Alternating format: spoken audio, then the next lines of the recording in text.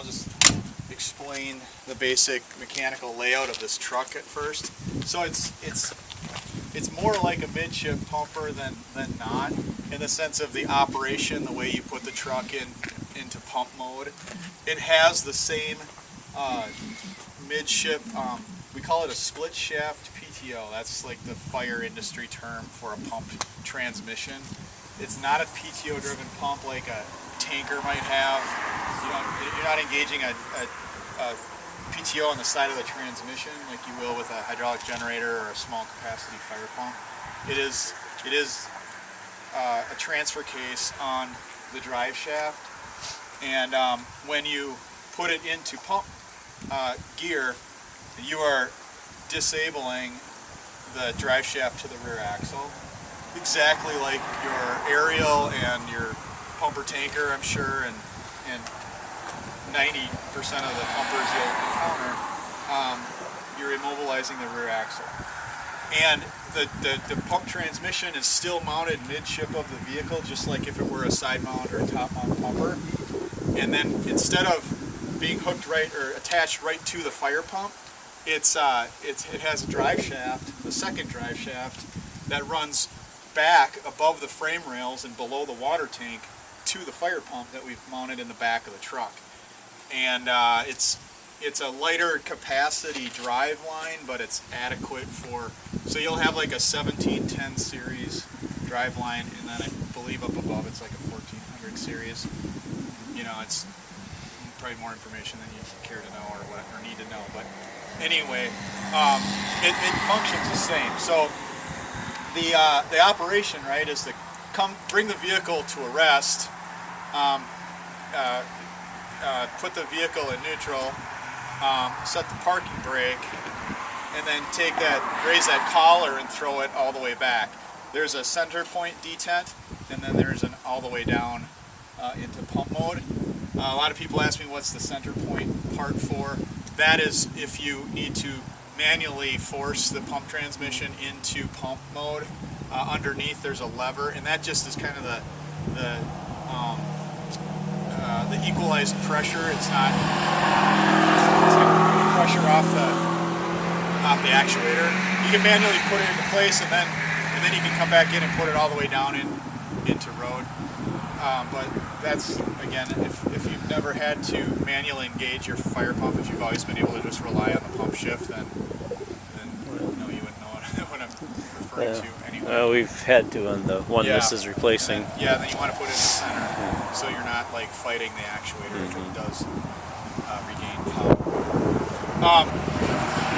So then what you'll see, so now the pump's shifted into gear, and then you hit D for drive, and that's going to go into the fourth gear lockup. That's a 1-to-1 ratio, and then there's called a pump shift interlock. So that allows a bunch of things to happen. Usually, most definitely, it will give throttle authority from the foot pedal to the pressure governor. So you control the engine throttle back there. It'll say OK to pump. You get an OK to pump light on your pressure governor.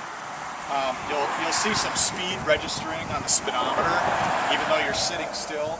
So now you're good to go. Get back there and do what you need to with the fire pump. I bring this up because I've witnessed a few times where on actual fire calls, like when I've been visiting customers, they'll go to a fire, I'll hop in my vehicle, follow them there, and whatever, and I'll see that they put the pump in gear, and then they're sitting there chattering with people, and hey, this is. Meanwhile, the poor pump's sitting there dry and it's running. Get water into that pump, man. I mean, pull your primer, open your tank of pump, pull the primer. All right, don't just rely on the air pressure or the water pressure head to push itself into your pump. If your pump has 50 gallons of air in it and it's not being bled out, where's it going to go? The primer will evacuate that pump and get water into the fire pump. All right, and then you can twist your throttle or hit, make sure you're in pressure mode and dial it to what you want to go to, or hit preset, or however you wish to take it there. But operate in pressure mode. RPM only controls. That's telling the that's telling the pressure governor just to chase an RPM without any regard for what the pump pressure is. So you don't want to. And I'm keeping in mind that I'm on video here, and I'm usually not. So I'm just making you nervous. Everything I say, all right, but I'm not going to go on record and tell you to operate in RPM mode. I'm going to go on record and say don't ever operate in RPM mode. Okay.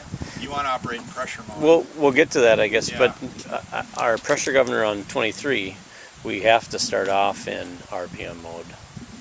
And at that time, we were working with you. We thought it was because it was such a small pump body that pressure governor wasn't to get a sensor. To even get. But with this one, we can start right away in pressure. I guess we'll come to it. Yeah, we'll come to that. But we don't have any water in the truck right now. We'll get that. So we're not going to do that. Yeah. Why don't you go ahead? Just go to start, and we'll get some water for you, and we'll do that separate. All right. So. You have a master switch and an ignition switch, okay? So the master just gives you like 12-volt power. I mean your lights and things like that work. Ignition allows you to start the vehicle. You'll see the gauges sweep and come back. Just on a calibration setting. It'll say wait for fluid level information, and then hit start.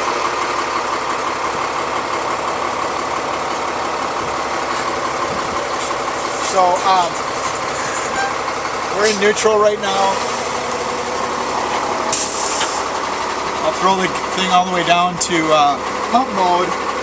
It says pump engaged, but it does not say okay to pump because I'm still in neutral. I had drive, now I have okay to pump. And, I'm turning the gear. I'll just take it back out for now. Yeah. I didn't do any damage right there. It's just very momentarily. And now we're back in road mode, so if I release the parking brake and drive, we'll drive away. So that's, basically the procedure to engage the fire pump. I could do it again, and we could go back and just. Any issues if guys hit the master before the ignition and shut down? I know you shut down. You usually hit the ignition first, but do you foresee any? No, I don't think so. It's just gonna electronically. Right. It's best to shut ignition and then your master. Yeah, I guess I don't know if I've ever done it that way. So. Do it on the next truck. Yeah. As I sit here, there's a couple things I'll point out that you might not have on your other truck. Do you have the airbag system? Not the bolster. Knee bolster airbags, steering wheel airbag, side curtain airbags. That's what these black rubber housings are. You have them up on the side, in the back, and then here. And those are impact and roll activated.